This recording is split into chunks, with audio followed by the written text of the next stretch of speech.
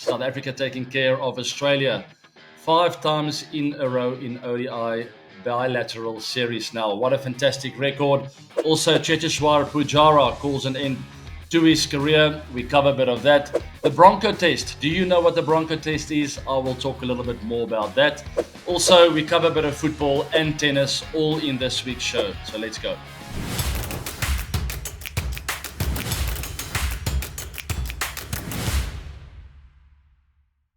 All right, first up, it is the 360 view. As you can see on the side right there is my stopwatch.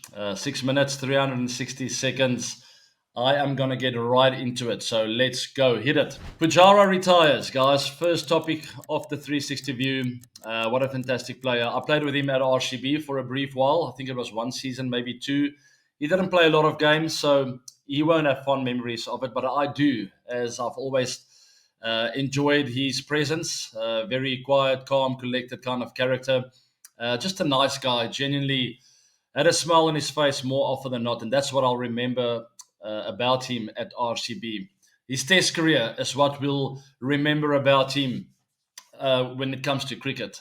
Just a guy with a lot of grit, fighting spirit, never say die kind of attitude. Us South Africans always sort of look at the way we play, and we're proud of the way that we never say die and we have that kind of fighting spirit. But Pujara was one of those guys that I look at, and I had so much respect for him, the way he played Test cricket. Always the rock in that team, almost similar in a way to a Rahul Dravid back in the day, who was a very, very tough campaigner to get rid of. And that's what I remember.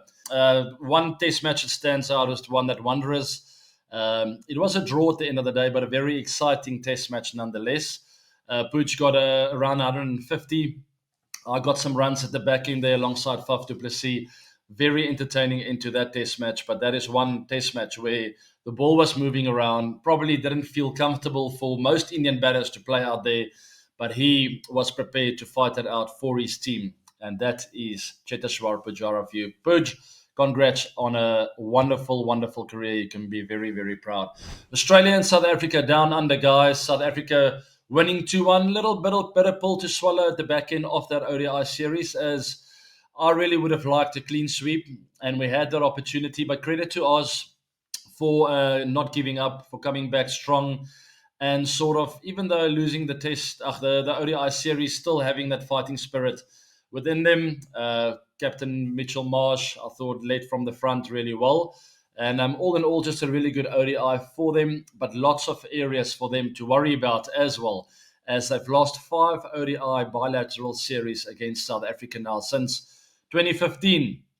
South Africa haven't lost to Australia. Incredible record. I mean, if you look back at the past with Australia's dominance in all formats pretty much for many, many years, it is sort of unheard of that they struggle like this, particularly against one team.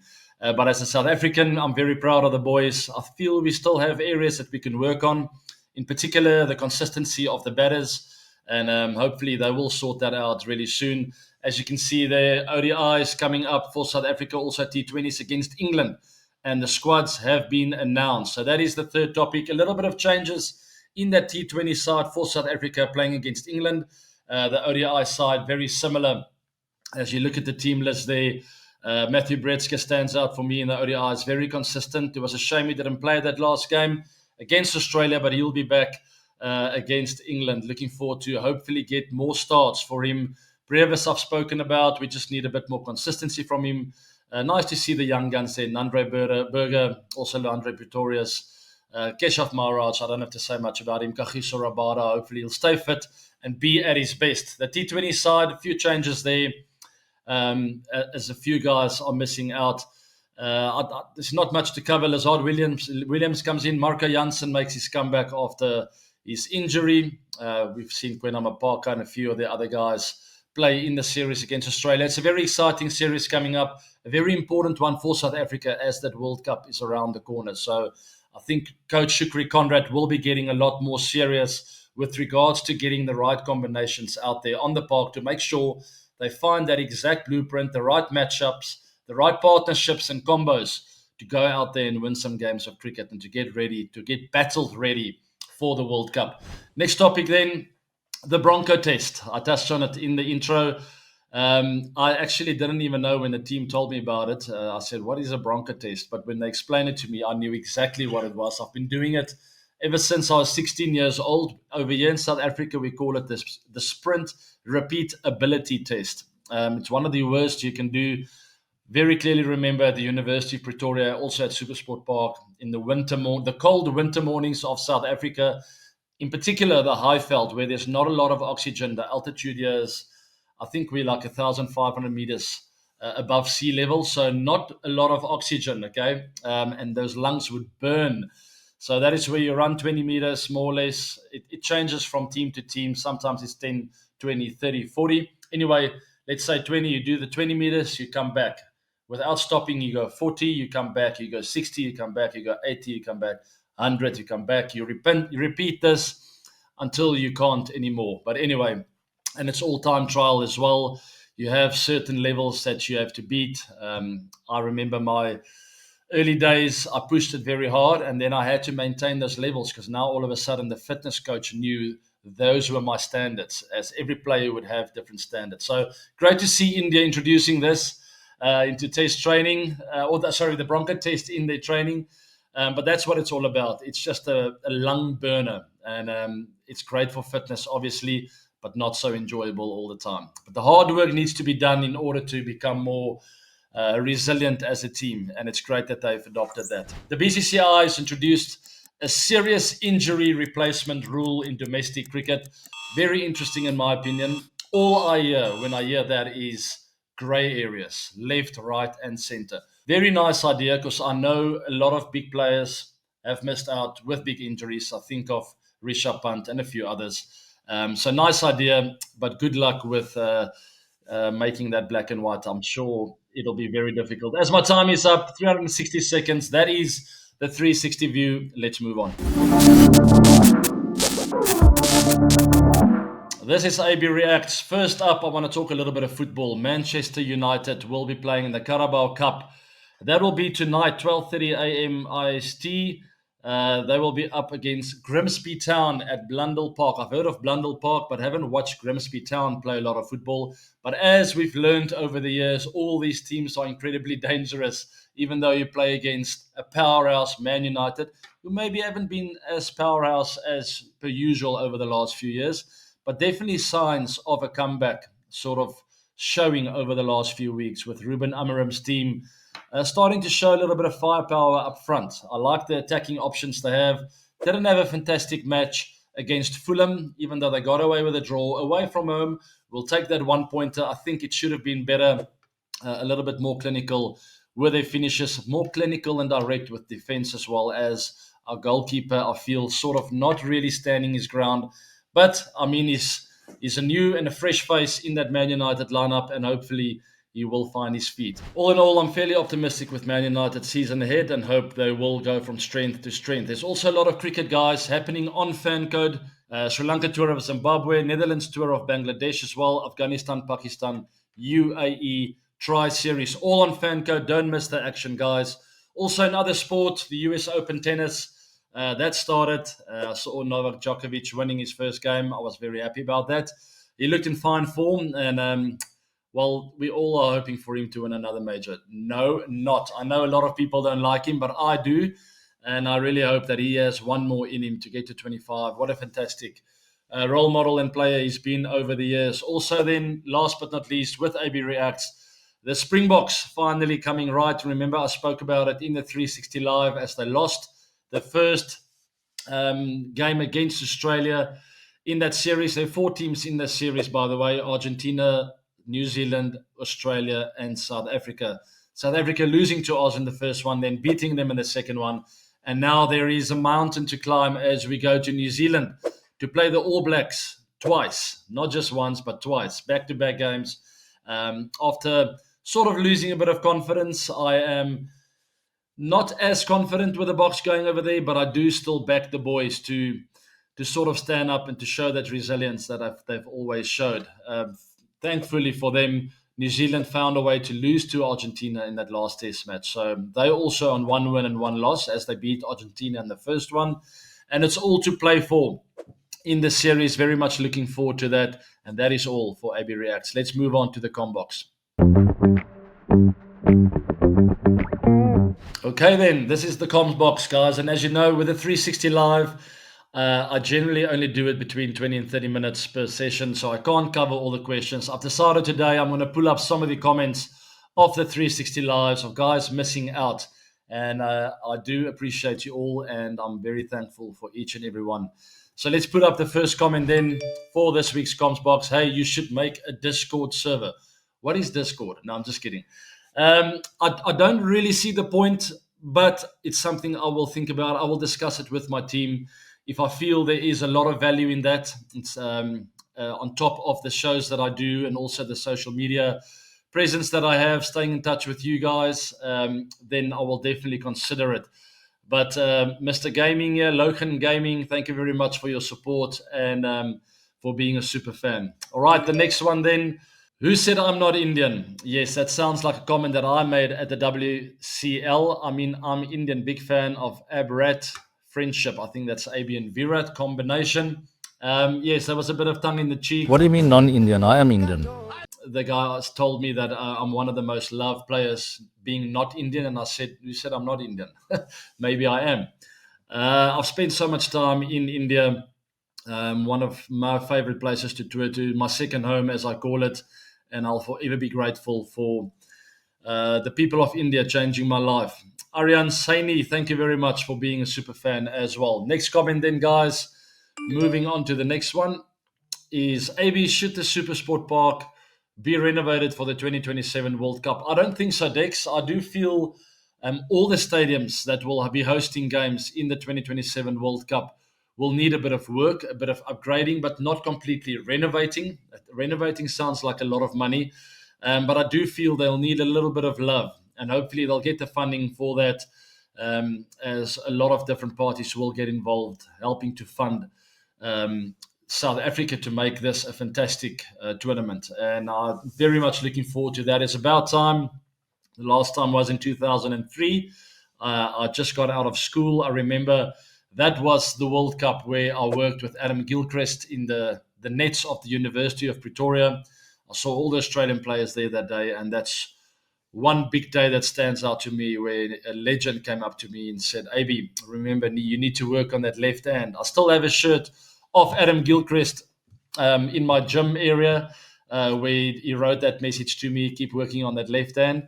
When we later played in the 2006-7 very memorable ODI series, the 4-3-8 one that is, where I ended up playing against him, and only three odd years prior to that, I sort of met him and looked up to him and dreamed of playing international cricket one day. So just a little story there. I hope you understood what I said as I jumped a little bit around with the topics. But Dex, thanks for that question. I think a little bit of love for all the stadiums, not necessarily renovation needed. Temporary stands as well, definitely, for all the people that'll go and watch the games. Jermaine, why is Marnus Labuschagne struggling to make runs? Any specific fault in his technique, or is just a rough patch? I'm leaning towards just a rough patch, which means it's more mental than anything else. I watched him play in the Test series against Australia, some of the ODIs as well. There's nothing wrong with the technique, in my opinion. He gets starts, he gets to 30, 40, and from there on, it's all in the mind. It's a lot of things that need to fall in place, but the long and the short is it's just a deep desire and an understanding how to build your innings and to have that blueprint in place, to know exactly what you expect of yourself and not to worry about the outside influences too much, what other people are expecting of you, but sort of just get into that bubble and understand what you want to get out of it. I think that's where I'm leaning towards. I speak under correction, as my name is not Marnus. Only he will know. He's a wonderful player. All I can encourage him to do is to keep doing the basics well, keep being busy out there.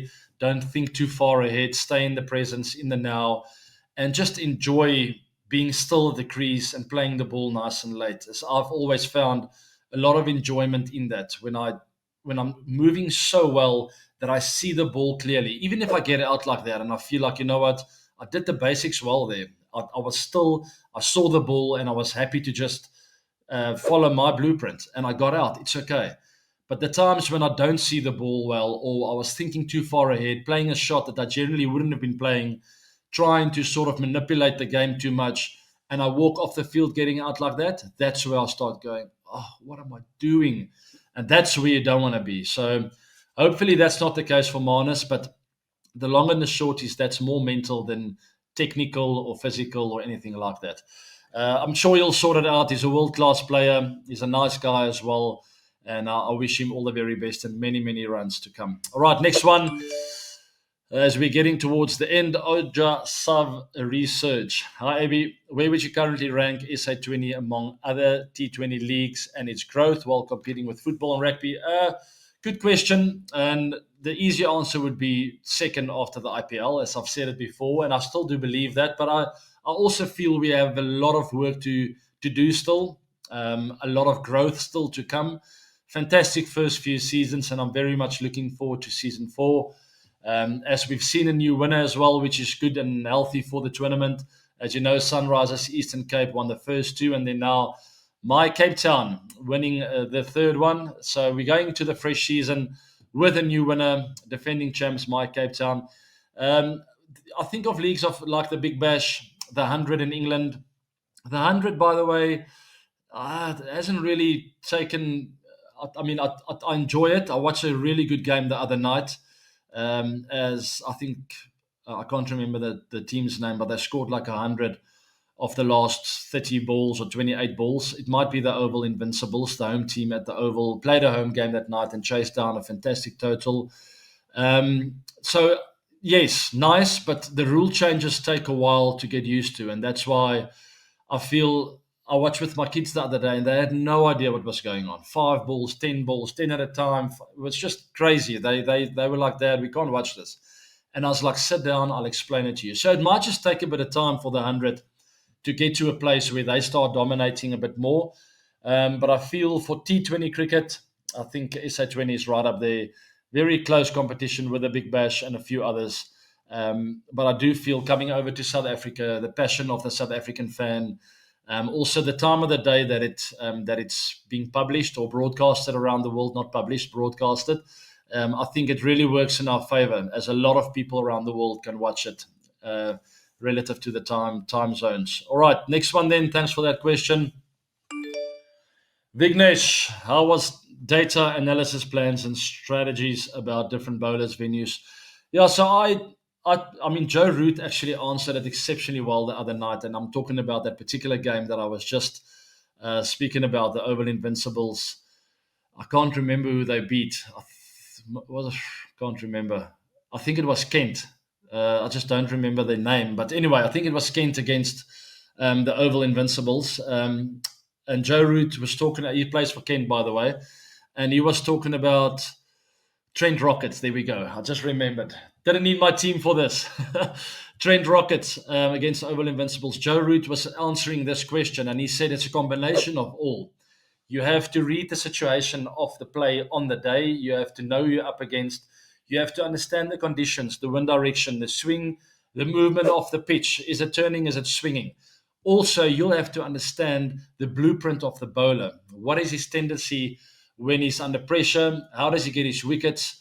Where is he expensive? What is his weak link? And then also, in the same breath, understand your own game. Understand the bowler is maybe trying to swing it in. How do I counter that? Do I feel comfortable? Do I have to come out of my crease on off stump, leg stump?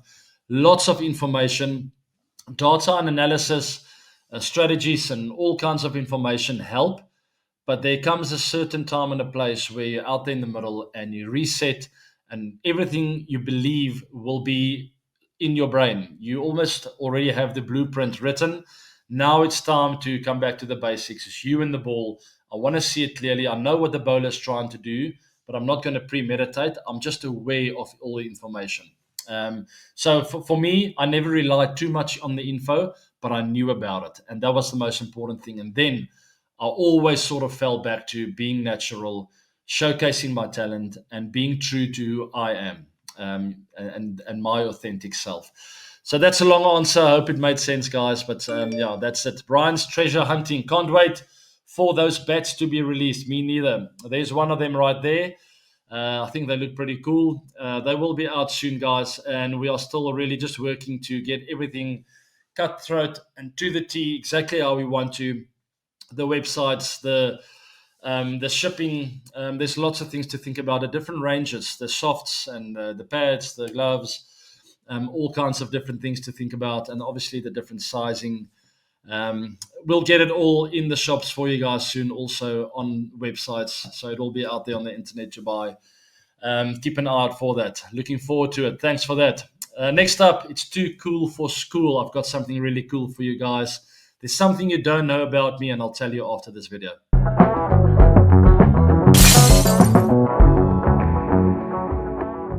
A day so far. That is what it feels like right now. Goodness, Mariners line up through 3 innings, let it eat. Weekend's not over yet. After 3, 11-1 Mariners.